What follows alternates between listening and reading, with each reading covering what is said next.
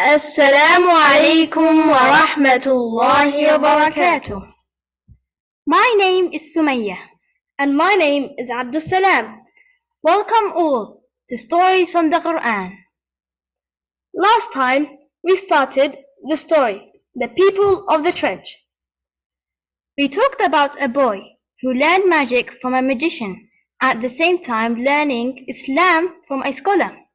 But Allah showed him the truth, that the scholar was right and the magician was wrong. This boy had some karamat. He was able to heal the sick and ill. And one of those sick people was a very special blind man. This story is based in Surah Buruj, referenced from Al-Bidayah wa Nihayah by Ibn Kathir. A very special blind man came to the boy seeking for help. That man was the king's friend.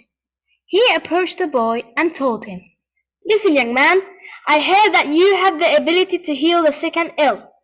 As you can see, I became blind, so I offer you all of these gifts, gold and silver, for you to make me see the world again." The king's friend tried to brainwash the boy's mind with all of that gold and silver. The boy remembered how all of those treasures are nothing compared to the treasure of Iman. So the response of the young man was, "I do not heal people just like that. I make dua and Allah heals. So if you worship Allah alone, I'll make dua for you. And if Allah wills, He will make you see the world again." The man drifted into his deep thoughts. If he believed in Allah as a god and not worshipped the king, then he will probably be killed. It was a risky decision, but the boy had done it, and Allah has blessed him. Living a life filled with blessings is better than living a life in the shadow of a cruel king that wants to be worshipped.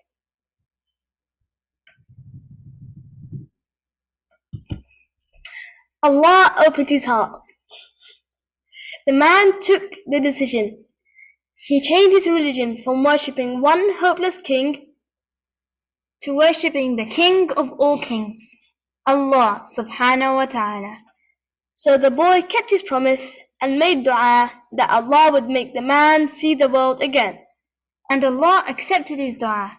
The king's friend opened his eyes. He now saw the truth and the world. The man entered the world of Iman. The next day, as usual, the king's friend went to the king's castle. When the king saw him, he was surprised. "Yesterday you were blind, and now you're here walking around with two eyes that can show you your way. Who healed you?" The man told the king, "My Lord healed me." The king was shocked. "Are you talking about me?" The man responded with all confidence, "No, not you." The king exploded. "And do you have a Lord other than me?" The man said this phrase, knowing that it will change his life forever. "Yes, my Lord and your Lord is Allah subhanahu wa ta'ala." The man said it. He declared to everyone that he worships Allah alone. The king, who now got up and was ready to do something evil, said, "Go back on your religion." But the man refused. Sounds of a whip striking a helpless body was all that can be heard in the castle. "Go back on your religion, otherwise I'll kill you," the king shouted. "I will not. Allah is my God, and we are all His servants. Do whatever you want. I will not leave my religion." The king's soldiers went on again, torturing him. "Who told you to worship someone other than me? Who?" The king gave up on making his friends to worship him. So instead he decided to know the root cause of his firm Iman. But the man refused to tell the king. Until he finally gave up. After all of that whipping, he opens his mouth and tells the truth. The boy that you brought to the magician to teach him magic. It was him." He regretted telling the king about the boy, but he was desperate at that very moment, and the boy was brought to the king. The king turns to him. So your magic is so strong that you can heal the sick, huh? The boy responded. No, it was my Lord who heals the sick and ill. The king was fuming by now. You mean me? I am your Lord. Am I right? The king tried to scare the boy, but he failed. My Lord and your Lord is Allah. Go back on your religion, the king ordered. No, I won't. Allah is my Lord, and I will worship Him alone. So the soldiers went on torturing him. Who taught you this religion? Tell me now. Who? The king questioned the boy. The boy refused to expose the scholar. His words raced in his mind. My boy, you will be tested. And if anyone asks you, who taught you this religion, then never ever mention my name. But by now he was knackered. He couldn't handle the torturing anymore. There is this small house on the outskirts of this kingdom. A scholar lives there. He taught me. The boy was ashamed of exposing the truth, but he was small and weak under the whips of the king. Huh, a scholar from the ancient times? Guards, go and arrest that scholar. The king demanded. The scholar was transported to the king in a split second. Go back on your religion, the king once again ordered. No, I will not. My Lord is the one that created the heavens and the earth. He is the one that spreaded the bright stars in the dark nights. He is the one that made the beaming sun shine in the day. He is the one and only God. Allah is my Lord, and you are nothing but a feeble human being. The scholar was stiff, so the soldiers whipped him the same way they did with the boy and the king's friend. The king saw that the scholar wouldn't go back on his religion, so he put the scholar and his friend together in front of the poor boy and killed them both in such a horrible manner that we don't want to even mention it. He killed them right in front of the wretched boy's eyes. He didn't go back on his religion. What a brave boy he was. Go and take this stubborn boy to the highest peaks in the kingdom. If he still refuses to reject his religion, if he still refuses to go back on his religion, then throw him down that mountain, the king instructed his men. Now the boy and the soldiers were on the highest mountain in the kingdom. The cool breeze blew into the boy's face. Go back on your religion, the soldiers shouted at him. But the boy didn't change and answered with the same answer. No, I won't. Allah is my Lord, and I will worship Him alone. So the men came closer to him. They were going to chuck him off the mountain.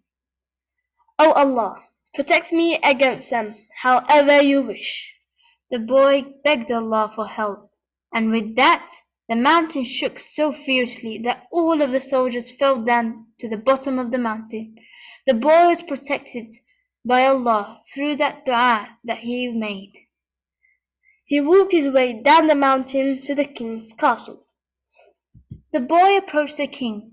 Why did he come back to the castle? Why didn't he just run away? But the boy had courage. He wanted to show the king that he cannot kill him unless Allah wills. You're alive? Where are my soldiers? The king was horrified that the boy was back without his men. Allah has saved me from them, the boy simply answered.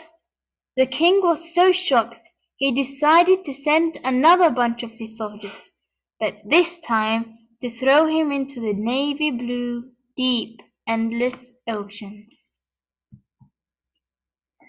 Go back on your religion, the soldiers ordered the boy. I will not.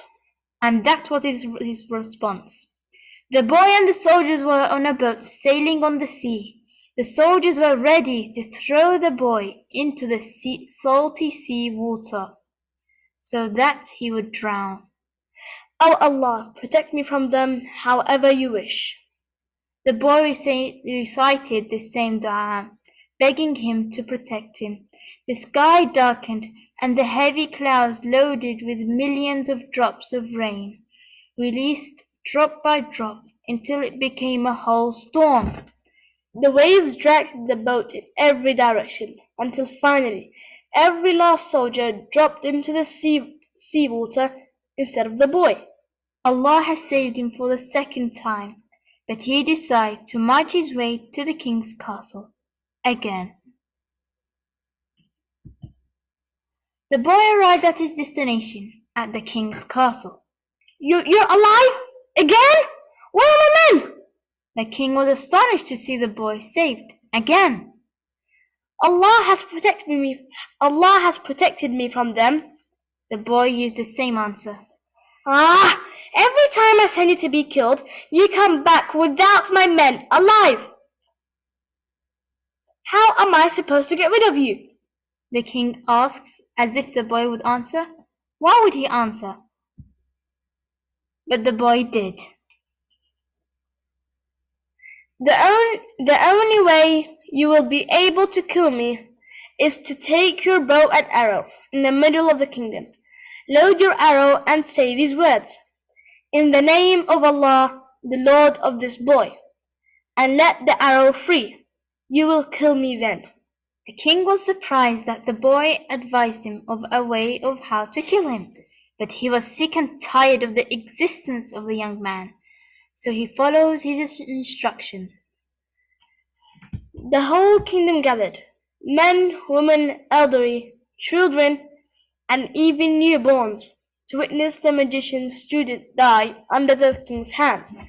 The king grips his bow and slides the arrow into it. He holds his breath and adjusts his aim. The king says the words out loud. In the name of Allah, the Lord of this boy. The boy this time stays quiet and doesn't ask Allah for help. He knew that it was now his time. The king allows the arrow to split through the air. His aim was correct. The arrow attacked the boy's chest. The boy put his hand on his chest. A red liquid seeped out, and he landed on the floor with a thump.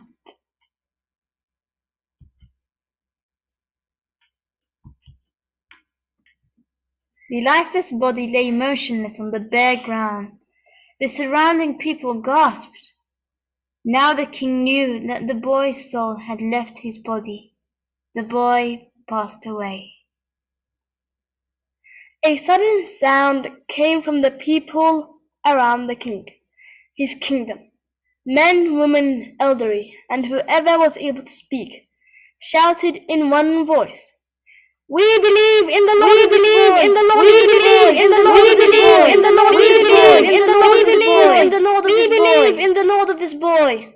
The king was hot under the collar. He killed the boy because he believed in a Lord other than him, and now his whole kingdom followed the steps of the dead boy. "Dig a trench, light a fire, and throw every person that believes in a Lord other than me," the king ordered his men. So they did as they were told. They dug a huge trench and lit a fire in the middle of it. The fire grew and grew until the whole trench was burning madly. They threw people inside the trench, one by one, until it was a turn for a woman and her newborn to be thrown in the mad, burning trench. She watched the wispy flames release black smoke into the clean air. She listened to people screaming and pleading. She listened to them burning. She was scared, afraid, terrified of being burned alive. She clutched onto her newborn. What does the newborn think? Is the newborn terrified? The newborn can't even pronounce a letter, so who knows? Wrong. The newborn opens its tiny mouth. "Oh, mother, be patient, because you are following the truth." The newborn spoke. Allah had made the newborn speak so that the newborn would comfort her and ease her worries. The mother knew that Allah is showing her a sign that He exists so that she can trust Him more. She embraces her baby tight and lands herself into a trench, into the burning fire.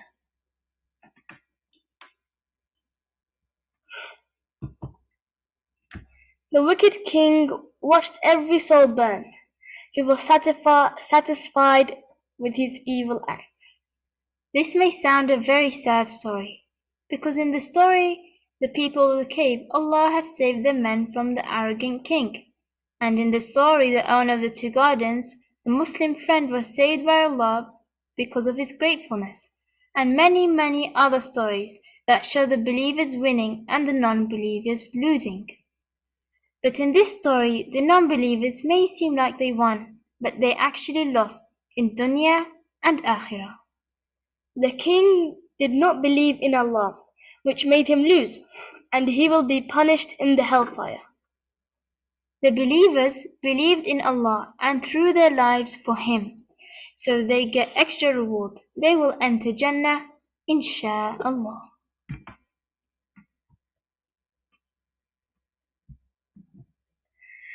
أعوذ بالله من الشيطان الرجيم.